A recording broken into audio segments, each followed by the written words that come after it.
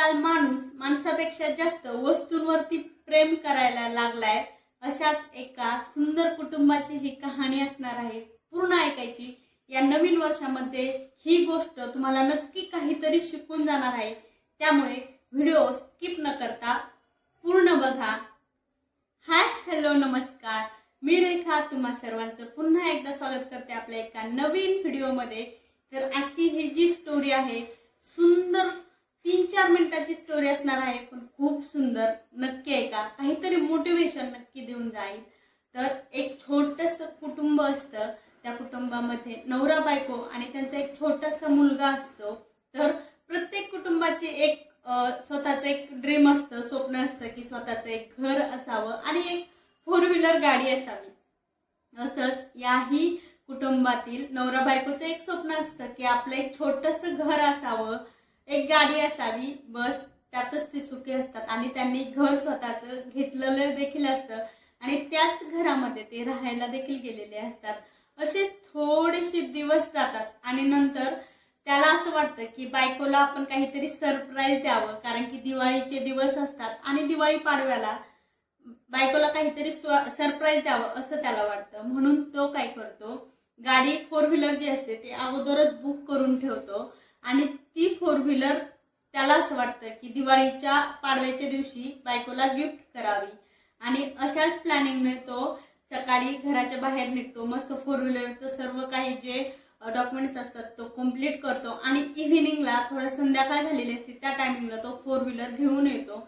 आणि त्यांचं जे घर असतं ते रो हाऊसिंग मध्ये असतं खाली, तर तिथे सर्व जे मुलं असतात ते देखील खेळत असतात।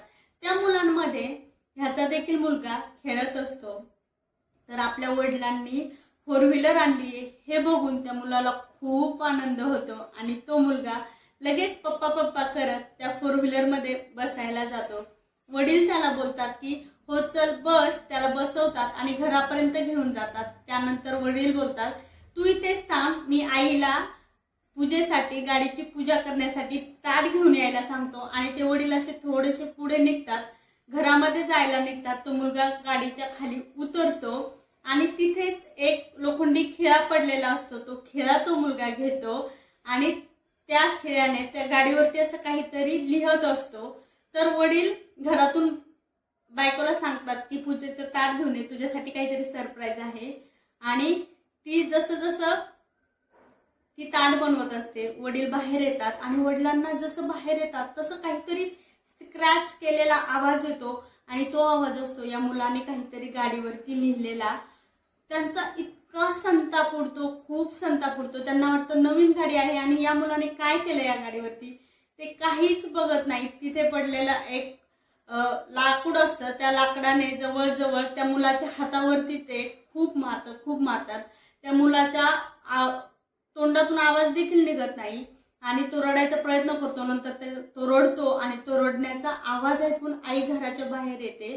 ती जशी घराच्या बाहेर येते तशी त्या वडिलांच्या हातातली जी काठी असते ती घेते आणि फेकून देते आणि मुलाच्या हातातून तोपर्यंत पूर्ण रक्त बाहेर आलेलं असतं।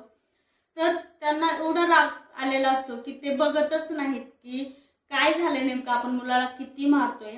आणि त्याच नवीन गाडीतून त्यांना त्यांच्या मुलाला हॉस्पिटलला घेऊन जायला लागतं। फर्स्ट टाइम त्या गाडीची पूजा करायची होती आणि असं होतं की त्या स्वतःच्या मुलाला त्यांना गाडीतून हॉस्पिटलला घ्यायला जावं लागतं, म्हणजे हॉस्पिटलमध्ये घेऊन जातात ते दोघं जण। तिथे गेल्यानंतर डॉक्टर चेकअप करतात आणि त्या छोट्या ज्या मुलाचे असतात त्या मुलाचे पूर्ण जे हाताचे बोट आहेत ते फ्रॅक्चर झालेले असतात। तर खूप वाईट वाटतं। डॉक्टर बोलतात की ह्याचे पूर्ण डॅमेज आहेत बोट, तर बोट काढल्याशिवाय पर्याय नाहीये, कारण ते फ्रॅक्चर जॉईंट देखील करता येणार नाहीये। आणि त्या वडिलांना खूप रडायला येतं, ते खूप रडतात। डॉक्टर जेव्हा हे बोलत असतात तेव्हा ती आई आणि ते वडील खूप रडतात, पण वेळ निघून गेलेली असते। आणि मग मेडिसिनची जी चिठ्ठी असते ती चिठ्ठी त्या वडिलांच्या हातामध्ये दिली जाते। ते वडील तसंच रडत रडत डोळे पुसत गेटच्या बाहेर जातात। तिथे ती गाडी लावलेली असते आणि त्या गाडीकडे ते बघतात। तिथे त्या गाडीवरती जिथे स्क्रॅच केलेलं असतं ना, तिथे लिहिलेलं असतं आय लव्ह यू पप्पा। पप्पाचं PAP ते देखील लिहायचं राहिलेलं असतं. त्या वडिलांना खूप पस्तावा येतो, ते खूप रडतात. ते बोलतात की म्हणजे का मी बघितलं नाही माझा मुलगा काय करतोय किंवा काय लिहिलंय, ते न बघताच मी त्याला एवढं का मारलं. आणि शेवटी त्यांना खूप पस्तावा येतो, ते खूप रडतात. आय लव्ह यू पप्पा वाचून त्यांना अजून खूप रडायला येतं. आणि जेव्हा ते मेडिसिन घेऊन आतमध्ये जातात, त्यांना अक्षरशः उभाही राहता येत नसतं, एवढं ते रडतात, एवढं त्यांना पस्तावा झालेला असतो. पण वेळ निघून गेलेली असते. आणि या गोष्टीचं तात्पर्य जे आहे ना, की आजचा जो माणूस आहे तो माणूस माणसांपेक्षाही जास्त वस्तूंवरती प्रेम करतो. आणि ही खरंच सत्यकथा आहे. कारण की आपण आपला मोबाईल जरी आपल्या मुलांकडून खाली पडला ना, तरी देखील आपण खूप चिडतो आणि एक फटका ठेवून देतो. अशी आजकालची परिस्थिती झाली आहे.